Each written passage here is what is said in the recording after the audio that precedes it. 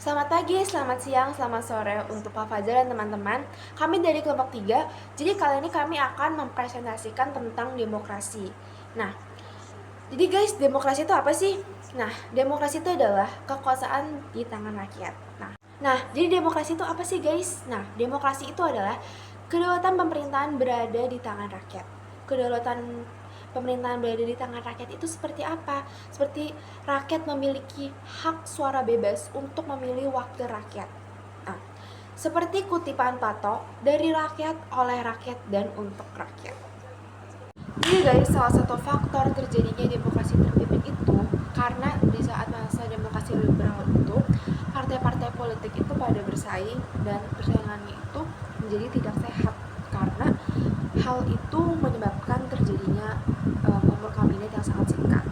Faktor lainnya juga karena Dewan Konstituen gagal untuk merumuskan undang-undang atau UUD dari UUD-EC itu Undang-Undang Dasar Sementara 1950. Nah, karena kegagalan inilah yang menyebabkan era demokrasi terpimpin dimulai saat Pak Soekarno, presiden pertama, mengeluarkan dekret presiden pada tanggal 5 Juli 1959 dengan tujuan untuk menata kembali pemerintahan.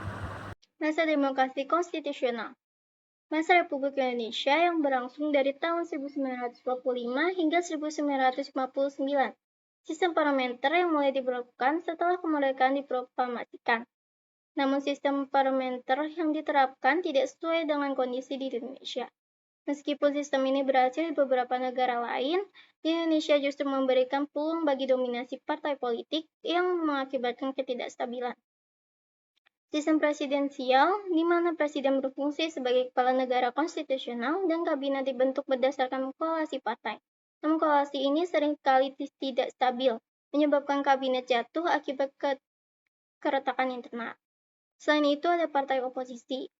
Partai ini tidak mampu menjalankan perannya sebagai pengontrol yang efektif, sehingga mengurangi akuntabilitas pemerintah. Masa kabinet periode tahun 1955 hingga 1959. Kabinet ini seringkali mengalami tantangan seperti kabinet seringkali tidak stabil dengan rata-rata pemerintahannya hanya 8 bulan. Hal ini disebabkan oleh lemahnya perekonomian, kurangnya kesepakatan politik, dan ketidakstabilan antara pemerintah pusat dan daerah.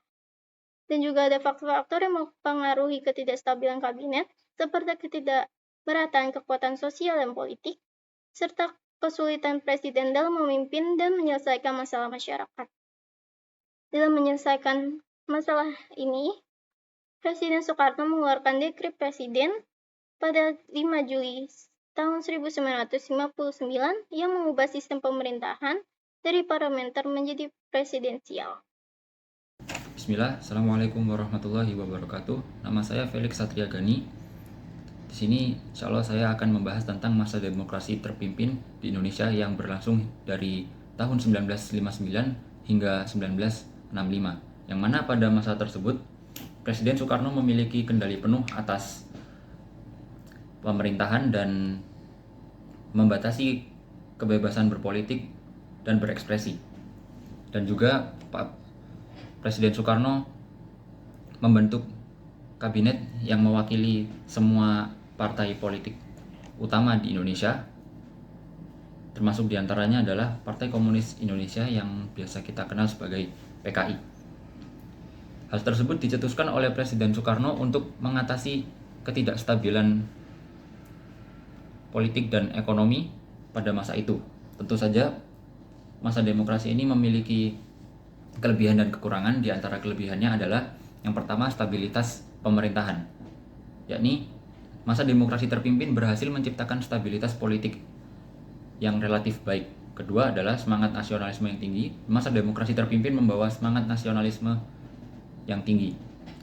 Yang ketiga adalah pemerintah memiliki kontrol yang lebih besar dalam mengarahkan kebijakan ekonomi dan sosial, sehingga membentuk ekonomi dan sosial yang lebih teratur. Dan dari beberapa kelebihan, ada kekurangan, yaitu yang pertama, demokrasi terpimpin membatasi kebebasan berpolitik dan berekspresi. Dua, militer memiliki peran yang besar dalam politik dan pemerintahan. Dan yang ketiga adalah korupsi dan nepotisme. Dari apa yang saya sebutkan tadi, kita bisa menyimpulkan ciri-ciri dari masa demokrasi terpimpin ini, yaitu yang pertama, dominasi dari presiden. Yang kedua adalah terbatasnya peranan partai politik. Yang ketiga adalah berkembangnya pengaruh komunis. Dan keempat, meluasnya peranan ABRI sebagai unsur sosial politik.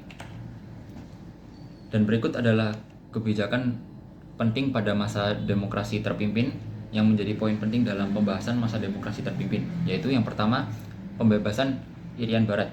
Pemerintah Indonesia melakukan konfrontasi politik dan ekonomi untuk membebaskan Irian Barat dari Belanda.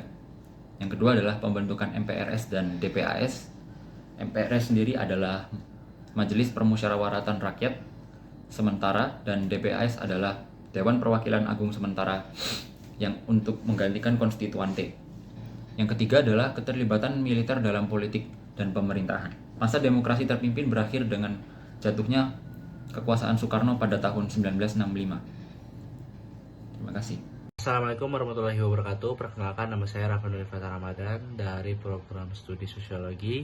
Kali ini saya akan membahas tentang masa demokrasi Pancasila atau masa Republik Indonesia III yang terjadi pada tahun 1965 sampai 1998. Nah, pada masa ini landasan formal yang ditetapkan adalah Pancasila itu sendiri dan ada Undang-Undang Dasar dan ketetapan MPRS.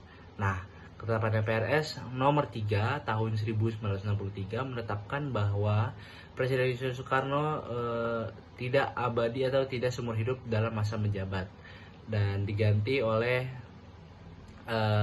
ketetapan tersebut menjadi efektif 5 tahun. Nah, perkembangan lebih lanjut masalah Orde Baru atau masalah Orba itu merupakan salah satunya adalah kepemimpinan Presiden Soeharto yang semakin besar gitu. Kepemimpinan presiden yang semakin besar dan hal ini didukung oleh beberapa faktor. Salah satu faktornya adalah Presiden Soeharto ketika menumpas gerakan 30 September yang dilakukan oleh Partai Komunis Indonesia dan juga membubarkan Partai Komunis Indonesia juga.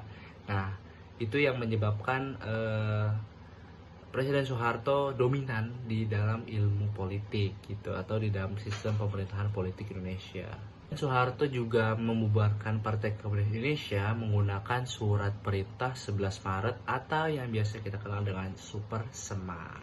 Nah, jadi isi Super Semar itu belum diketahui ya sampai sekarang, masih menjadi misteri. Mungkin ada beberapa konspirasi atau teori-teori yang menyatakan isi dari Super Semar, cuma dari pihak konstitusional atau pihak parlemen pemerintahan belum ada kepastian yang lebih lanjut. Dari pihak Arsip RI juga belum ada kepastian yang lebih pasti gitu. Pada masa ini puncak keberhasilan atau masa keberhasilan masa demokrasi Pancasila ditunjukkan dengan adanya 6 kali pemilu yang berhasil secara beruntun ya, yaitu pada tahun 1971, 1977, 1982, 1987, 1992 dan 1997. Nah, masa jaya atau masa puncak keberhasilan dari masa ini merupakan suatu kebanggaan Presiden Soeharto ya, dan menjadi keberhasilan Orde Baru atau keberhasilan masa demokrasi Pancasila. Dan di bidang politik, dominasi Presiden Soeharto membuat presiden menjadi penguasa yang mutlak nih teman-teman, karena tidak ada lembaga atau institusi yang mengawasi penyelewengan kekuasaan atau abuse of power yang dilakukan oleh Presiden Soeharto, sehingga elit politik semakin tidak peduli dengan aspirasi rakyat. Dan ini sudah terkenal ya, Presiden Soeharto yang menyelewengkan kekuasaan atau memporak-porandakan kekuasaan, menyalahgunakan kekuasaan sehingga banyak elit politik semakin gak peduli dengan suara rakyat. Dan maka dari itu, akibat dari abuse of power tadi, menguatnya kelompok-kelompok yang menantang Soeharto dan Orde Baru. Gerakan yang berhasil yang dipelopori oleh mahasiswa dan pemuda. Gerakan ini berhasil menduduki gedung MPR dan DPR di Senayan pada tahun 1998 pada bulan Mei. Gerakan ini merupakan langkah awal kehancuran atau kejatuhan Presiden Soeharto dan tumbangnya masa Orde Baru nih teman-teman. Dan hal ini juga didukung oleh 14 menteri kabinet yang menyatakan penolakan secara mentah ya untuk bergabung ke kabinet yang dibentuk oleh Presiden Soeharto. Sehingga Soeharto memutuskan untuk mengundurkan diri pada tanggal 20 Mei 1998. Nah teman-teman, itu dia kayak mahasiswa dan pemuda membuat suatu kelompok yang menyatukan suara mereka, menyatukan aspirasi mereka untuk mendemo, dan tanda kutip mendemo tentang penyelewengan kekuasaan atau abuse of power dari Presiden Soeharto tadi. Sehingga banyak pemuda-pemuda dan masyarakat yang lain, mahasiswa terutama, yang merasa bahwa suara mereka tidak didengar oleh kepemimpinan konstitusional. Jadi mereka melakukan demo atau melakukan kerusuhan pada tahun 1998 yang dipelopori oleh pemuda dan mahasiswa tadi. Nah, itu dia masa demokrasi Pancasila yang dimulai dengan munculnya era Soeharto dan Orde Baru, dan lengsernya Soeharto dan tumbangnya Orde Baru. Terima kasih. Wassalamualaikum warahmatullahi wabarakatuh. Assalamualaikum warahmatullahi wabarakatuh. Nama saya Angger Subhanugroho dari Sosiologi. Di sini saya akan menjelaskan tentang masa reformasi tahun 1998 sampai sekarang. Tumbangnya Orde Baru membuka peluang terjadinya reformasi politik dan demokratisasi di Indonesia.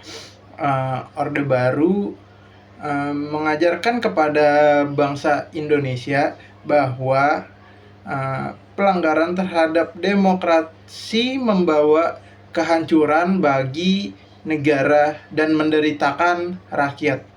Presiden Habibie pada saat itu dilantik sebagai presiden untuk menggantikan Presiden Soeharto. Dapat dianggap sebagai presiden yang akan memulai langkah-langkah demokratisasi dalam orde reformasi.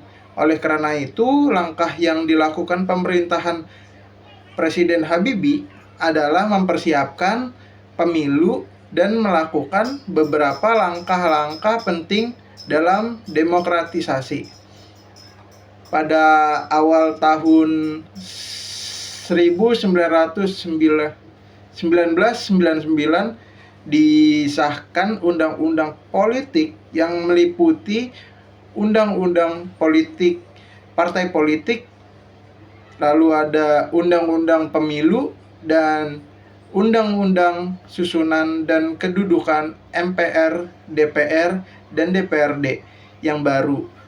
Undang-undang politik ini jauh lebih demokratis dibandingkan dengan undang-undang politik yang sebelumnya. Selanjutnya ada amandemen Undang-Undang 1945 yang dilakukan oleh MPR hasil pemilu tahun 1999 dalam 4 tahap selama 4 tahun. Beberapa perubahan penting dilakukan terhadap Undang-Undang 1945 agar mampu menghasilkan pemerintahan yang demokratis. Amandemen Undang-Undang tahun 1945 juga memperkenalkan pemilihan umum untuk memilih presiden dan wakil presidennya secara langsung, yang pada saat ini kita kenal sebagai Pilpres.